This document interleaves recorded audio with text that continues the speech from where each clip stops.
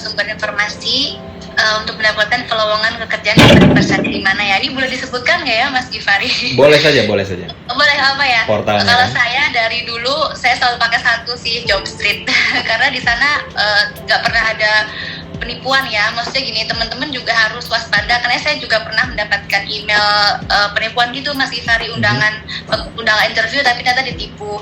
Nah dari situ teman-teman harus belajar nih. Saya punya tips and trick buat nandain itu tuh pekerjaan palsu nggak sih gitu, lowongan tuh palsu nggak sih. Yang pertama, teman-teman kalau diminta transfer uang itu sudah pasti palsu, sudah pasti itu bohong ya, penipuan.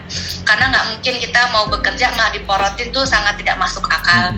Malah dulu kalau saya dulu kan saya aslinya Jogja ya, Mas Givari. Saya dipanggil di Jakarta itu saya malah dibiayain dari pesawat, dari hotel, semua dibiayain. Malah itu yang benar ya, kalau suruh bayar tuh enggak, itu salah ya, lo transfer gitu. Yang kedua, teman-teman bisa lihat dari emailnya, dari domainnya, Mas Givari. Biasanya mereka kan kalau misalkan PT Unilever, misalkan nama saya meta@unilever.com, itu benar. Tapi kalau metaunilever@gmail.com, wah itu sudah pasti penipuan ya. Biasanya teman-teman juga harus waspada kalau ada yang menawarkan gaji yang nggak masuk akal ya, sama bonus-bonus yang nggak masuk akal gitu. Misalkan jadi admin misalkan 30 juta gitu, wah itu kan sangat nggak masuk akal ya. Jadi dari sini teman-teman juga harus pandai-pandai juga memfilternya. Lalu yang keempat, deskripsi pekerjaan tuh nggak jelas gitu. Kadang banyak kan sekarang kayak perusahaan-perusahaan yang kayak saya mau sebutkan nanti salah ya.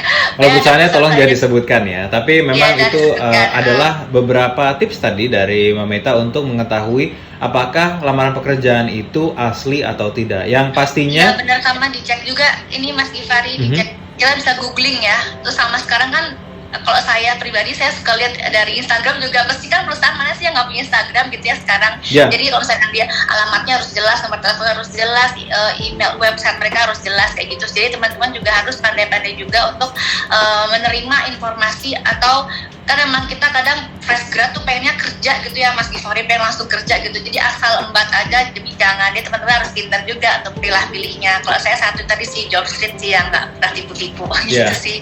Jadi untuk Anda yang ingin bekerja pun, selain Anda akan dicek rekam jejak digitalnya oleh perusahaan tersebut, nah Anda juga harus cek dulu perusahaan tersebut tempat Anda bekerja. Jadi kita bisa cek juga rekam jejaknya mereka gimana nih gitu. Kalau dikira meragukan sih ya udah nggak usah aja lah gitu, karena memang banyak sekali sekarang penipuan seperti itu ya gitu. Yang tidak penipuan pun, yang benar-benar mencari karyawan baru pun, Anda perlu cek rekam jejaknya, karena apakah perusahaan ini ke depannya punya prospek atau akan bisa memanfaatkan bakat Anda.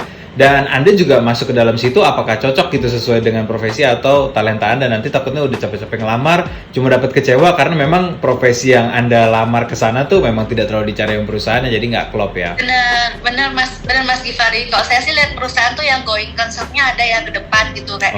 Maksudnya jadi yang perusahaan yang continuity-nya tuh panjang gitu, nggak cuma sekejap gitu ya. Kalau saya juga lihat sama lihat budaya lingkungan di sana sih, biasanya kalau ada kenalan gitu, tanya di sana gimana gitu, gimana gitu, di sana gini-gini. Jadi kita tuh bisa kita memang harus mudah beradaptasi, tapi setidaknya kita mempelajari juga gitu loh.